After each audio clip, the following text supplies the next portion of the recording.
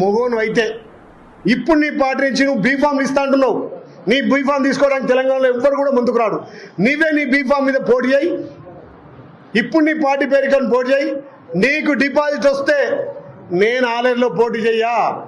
దొంగ బీసీల ద్రోహి కాంగ్రెస్ పార్టీ భిక్ష వల్ల కాంగ్రెస్ పార్టీ నాయకులు కాంగ్రెస్ శ్రేణులు కష్టపడి నిన్ను గెలిపిస్తే నువ్వు ఎమ్మెల్సీ అయి బీసీల కోసం మా గౌరవ ముఖ్యమంత్రి రెడ్డి బిడ్డ అయిండు కూడా ఇలా కులగణన జనగణన చేసి బీసీల కోసం 42% అసెంబ్లీలో తీర్మానం చేసి ఉద్యోగ ఉపాధి స్థానిక సంస్థల్లో రిజర్వేషన్ కల్పిస్తే అలాంటి పార్టీని నువ్వు చింపేసిన బీసీ ద్రోహివి బీసీ అని చెప్పుకునే నీకు నైతిక మొగోను అయితే ఇప్పుడు నీ పార్టీ నుంచి నువ్వు బీఫామ్ ఇస్తా అంటున్నావు.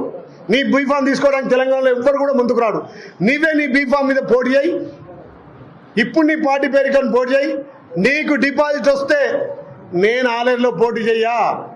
దొంగ బీసీల ద్రోహి కాంగ్రెస్ పార్టీ భిక్ష వల్ల కాంగ్రెస్ పార్టీ నాయకులు కాంగ్రెస్ శ్రేణులు కష్టపడి నిన్ను గెలిపిస్తే నువ్వు ఎమ్మెల్సీ అయి బీసీల కోసం మా గౌరవ ముఖ్యమంత్రి రెడ్డి బిడ్డ అయిండు కూడా ఇలా కులగణన జనగణన చేసి బీసీల కోసం 42% అసెంబ్లీలో తీర్మానం చేసి ఉద్యోగ ఉపాధి స్థానిక సంస్థల్లో రిజర్వేషన్ కల్పిస్తే అలాంటి పార్టీని నువ్వు చింపేసిన బీసీ ద్రోహివి బీసీ అని చెప్పుకునే నీకు నైతిక